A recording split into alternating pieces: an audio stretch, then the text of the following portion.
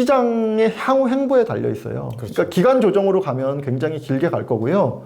진짜 서울 공급이 부족하지 않습니까? 그거는 저는 그렇게 지금 주장을 하는 것이고요. 네. 결론은 어떻게 되냐면 이제 올 하반기 보시면 아시겠죠. 누구 말이 맞는지는. 네, 네. 근데 저는 공급 부족하지 않다라고 뭐 몇 년 전부터 사실요. 지금 입주하는 물량이 하늘에서 떨어진 게 아니잖아요. 뭐 3년? 짧으면 3년 일반 분양을 했고 그리고 저 같은 사람은 사업식 인가 때부터 물량을 다 따라다니거든요. 그럼 저 같은 사람 눈에는 조금 더 일찍 보일 수 있겠죠. 왜냐하면 일반 사람들은 일반 분양을 할 때 그 물량이 보이겠지만 네. 저는 관리처분 사업시행인가 할 때 물량이 보이니까 그래서 오래전부터 역전세란이 정해져 있었고요. 그 역전세란이 의미하는 것은 결국은 저는 공급 과잉이다 이렇게 보고 결국은 지금 보시면 작년 말까지 공급 부족이라고 했는데 결국 전세 지수들이 어떻게 되고 있냐를 살펴보면 그럴 가능성이 제 말이 맞을 가능성이 굉장히 농후하다. 뭐 제가 자꾸 뭐 이런 주장을 하는 것보다는 연말 시장을 보고 사람들이 평가를 하시면 되겠죠. 그럼요. 누구 말이 맞는지. 판단은 네, 시청자분들께서 하시는 거니까. 네. 양극화 이야기가 굉장히 많이 나와요. 네네네. 앞서서도 새 아파트에 좀 많이 관심을 가져야 그것도 된다고 결국은 양극화이기도 하죠. 네. 말씀을 하셔가지고 네네. 사실 지역별로도 편차가 굉장히 커지고 있어요. 그 같은 지역 내에서도 제가 대전 가격 차이가. 네, 예. 대전 출신인데도 네네. 대전에서도 이게 점점 벌어지고 있는 상황이고 네네네. 서울은 뭐 말할 것도 없고요. 네네네. 이런 양극화가 좀 더 진행될 것으로 보시는지. 양극화는 저는 일단 이렇게 좀 두 가지 측면으로 봐야 될 것 같아요. 그러니까 네. 소득 분위가 그러니까 네. 예를 들면 많이 버는 사람들은 더 많이 벌고 없는 사람들은 사실 더 형편이 어려워지는 게 사실은 뭐 우리나라 추세뿐이 아니라 세계적으로 지금 그런 추세가 있잖아요. 네. 근데 이런 부분들은 더 강화되는데 예를 들면 2016년 4월 달부터 지방 같은 경우는 마이너스로 돌아섰고요. 네. 매매가. 그리고 경기권은 2017년 말부터 좀 마이너스로 돌아섰고요. 그런데 그 논리가 어떤 거였냐면 지방이 무너졌을 때는 지방과 수도권의 양극화 그리고 경기가 무너졌을 때는 지방과 서울의 양극화 이런 논리로 결국은 공급 부족을 계속 얘기를 했던 거거든요. 네. 근데 양극화도 사실은 자세하게 잘 들여다보면 수요와 공급의 논리예요. 어떤 거냐면 좋은 지역은 수요가 그래도 만허가 양극화인 거잖아요. 근데 제 관점으로 보면 예를 들면 경기권 같은 경우도 공급이 굉장히 많이 있었고요. 서울 같은 경우도 아직 시간적으로 공급이 많이 오는 시기가 아직 안 왔을 뿐이지 그게 이제 사실은 작년 말부터 이제 도래한 거죠. 그렇다라고 보면은 양극화가 있는 건 사실이지만 공급 전체의 느낌으로 보면 제가 봤을 때는 그게 양극화가 아니었다. 무슨 말씀을 드리고 싶은 거냐면 서울이든 경기든 지방이든 아까 처음에 말씀드린 것처럼 적어도 이번 시장에서는 한 솥에 끓고 있었다. 저는 그렇게 보고 있어요. 네. 그런데 이제 질문 자체가 그럼 다음은 어떻게 될 것 같냐라고 이제 물으신다라고 하면은 저는 다음번에는 그 솥단지가 다른 솥이 될 수 있다라고 봐요. 그래서 양극화가 훨씬 더 심해질 수 있다. 심해질 수 있다가 아니라 지금의 추세나 이런 것을 보면 심해진다라고 얘기를 해도 크게 틀리지 않을 것 같아요. 그래서 똑같이 투자를 한다고 하더라도 뭐 핵심 역세권, 소형화 그리고 같은 지역이라고 하더라도 조금 더 대장주 이런 것을 선택을 하는 것이 아무래도 양극화에 대비하는 그런 투자법이 되지 않을까 그렇게 생각을 합니다. 이것도 갑자기 생각난 건데요. 네네. 지금 법인을 운영하고 계시잖아요. 네. 요즘 장사 잘 됩니까? 어떠세요? 안 되죠. 거래가 거의 끊겼죠. 아까 말씀드린 것처럼 뭐 매도자도 기본적으로 물건이 그렇다고 나오는 것도 아니고 매수자도 쉽게 따라갈 수 없는 여건인데다가 대출까지 막혀 놓으니 네. 현금을 그렇게 많이 쥐고 있는 사람들이 아무리 현금을 많이 쥐고 있어도 어느 정도 대출들이 이게 허용이 돼야 가격을 따라갈 수가 있거든요. 네. 상당히 어려운 시기가 길어지고 있다. 네, 이렇게 말씀드리고 근데 그건 뭐 저희만의 문제가 아니라 부동산 업계 전반의 문제인 것 같아요. 그럼 이런 어려운 시기가 언제까지 좀 될까? 뭐 이건 사실 예측은 무의미한데 어느 정도 제가 이번에 저자 강연회 할 때 또 그 질문을 받았어요. 그럼 도대체 언제까지 이게 갈 것이냐. 이런 어려움을 언제까지 예. 이겨내야 하냐. 근데 그거는요 정해진 게 아니라 시장의 향후 행보에 달려 있어요. 그렇죠. 그러니까 기간 조정으로 가면 굉장히 길게 갈 거고요. 갑자기 가격이 떨어지거나 뭐 이런 상황이 오면 의외로 빨리 올 수도 있고요. 그렇지만 중요한 것은 뭐 저는 어떻게 생각하냐면 적어도 이제부터는 시장을 떠날 때가 아니라 오히려 관심을 가질 때다. 그러니까 지금 매수하라는 뜻이 아니라 가능성을 열어놓고 지금부터는 서서히 관심을 가지면서 지금 시장을 주시해야 되지 않을까 그렇게 생각을 하고 있어요. 책 이야기 좀 해주세요. 책이 저는 읽어봤습니다. 되게 두텁고 네, 네. 양질의 종이질이었고요. 네. 다 칼라라서 종이질만 양질이었던 거 아니에요?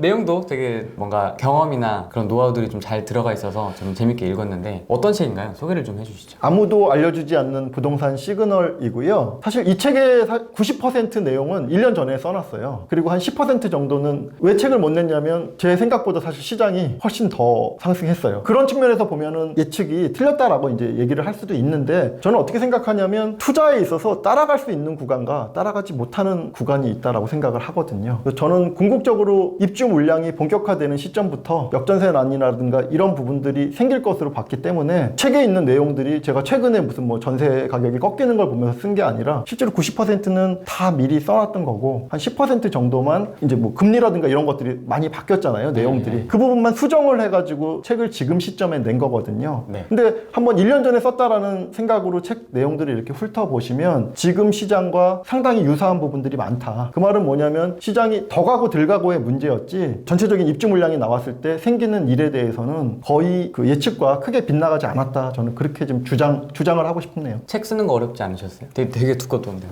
많이 쓰셨던데. 쉽진 않았는데요. 네. 그래도 뭐 글 쓰는 거를 좋아하는 것 같아요, 제가.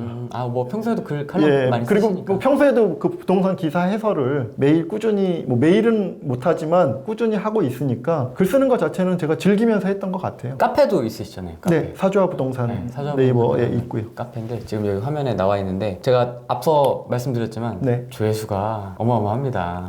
그 응집력이라고 해야 되나? 팬이 아주 탄탄하게 구축되어 있는 카페인 것 같더라고요. 카페 소개도 좀 해주시죠. 어떤 자료가 있나요? 카페는 제가 그 전체적으로 그 부동산 기사 같은 경우 사실은 이게 너무 그 신문사나 기자의 관점에 치우쳐서 균형을 잃은 기사들이 저는 너무 많다고 생각을 하거든요. 그래요? 네. 네, 굉장히 의도적이거나 뭐 이런 내용들이 너무 많아서 중심을 좀 잡을 수 있는 객관적인 기사 해설들을 제가 최대한 하려고 노력을 하고 있고요. 그리고 저는 그 정치적인 색깔이나 이런 것들을 굉장히 좀 배격해요. 아니 좁은 땅덩어리에서 뭐 좌우를 나누는 것도 굉장히 그 모순이라고 생각을 하고요. 그래서 카페 내에서 적어도 그런 정치적인 논란이나 이런 일들이 생기지 않는, 그리고 부동산 카페니까 물론 이제 다른 얘기도 할 수 있겠죠. 그리고 가장 기본적인 얘기는 할 수 있지만 그런 부동산을 정치화로 끌고 가려는 시도라든가 이런 것들은 강력히 차단을 하니 네. 부동산에 대한 정보나 이런 게 궁금하신 분들은 오시면 스트레스 받지 않고, 사실 그런 글들 보는 거 굉장히 스트레스 받거든요. 뭐 맨날 싸우는 글들. 그러니까 이제 그런 게 저희 카페의 강점인 것 같긴 해요. 진짜 정보성 커뮤니티라고 해야 되나? 약간 그렇게 뭐 그렇죠. 있어요. 네네네. 정보가 많이 있죠. 근데 이제 단점이라고 하면은 정보가 아무래도 강남권에서 출발한 카페이다 보니 정보가 좀 치우치죠. 여기 카페는 내가 관심 있는 곳은 없어 이렇게 생각을 하실 수도 있는데 강남시장이 전체에서 중요한 역할들, 그리고 어떤 신호탄 역할을 많이 하니까 시장을 읽는다는 측면에서는 도움이 될 수도 있을 것 같기도 하거든요. 그래서 그런 측면에서 가입을 좀 많이 해주셨으면 좋겠어요. 이미 뭐 가입이 많이 돼 있어서 그런가요? 관심 있는 분들 한번 네네. 찾아보시면 좋을 것 같고, 아래 링크가 있으니까 한번 보시면 좋을 것 같고, 끝으로 네. 저희 프레이가 만난 사람의 공식 질문이기도 합니다. 네네. 2019년 대표님의 목표, 네. 아니면 뭐 조금 더 장기적으로는 꿈 있으세요? 저는 다양한 일을 해보고 싶어요.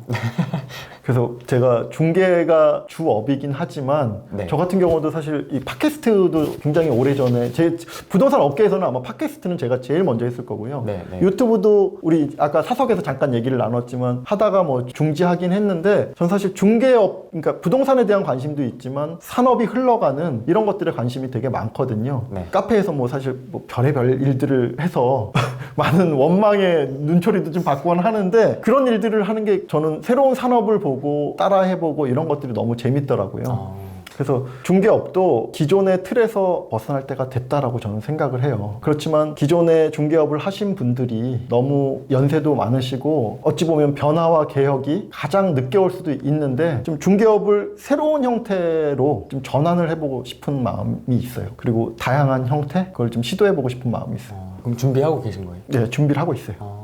조금만 뭐 알려주시면 안 될까요? 다양한 형태, 뭐 새로운 형태라고 해서 궁금해가지고. 그거는 제가 다음번에 말씀을 드릴게요. 다음에 또 알겠습니다. 뵙게 되면. 그래야 또 한 번 만나는 거 아니에요? 알겠습니다. 네.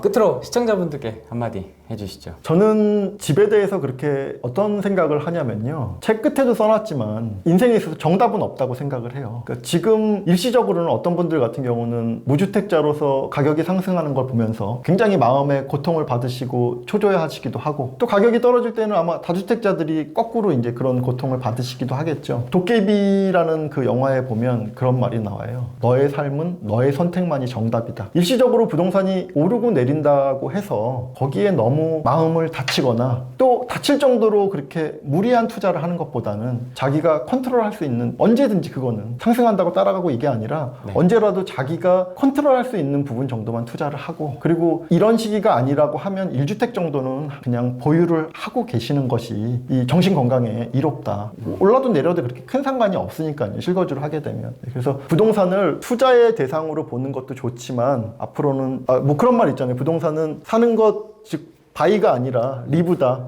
이런 말이 있잖아요. 그래서 부동산이 오르거나 내리거나 마음을 다치거나 하지 않게 일상적인 그런 준비들을 좀 해놓으셨으면 좋겠어요. 부동산 시장에 상관없이 자신의 삶을 마음의 평온을 누릴 수 있는 그런 투자를 하셨으면 좋겠어요. 오늘은 제가 강남에 와서 강남에서 부동산 중개법인을 하고 있는 이윤상 대표님과 함께 이야기 나눠봤습니다. 다음에 또 네, 불러주셔서 감사합니다. 네, 너 워낙 바쁘셔가지고 전혀 안 바빠요. 네. 네, 요새 아주 시간 많으니까요. 네, 아무 때나 불러주셔도 꼭 오겠습니다. 네, 다음에 또 한번 촬영을 해보도록 하겠습니다. 네, 오늘 고맙습니다. 감사합니다. 네.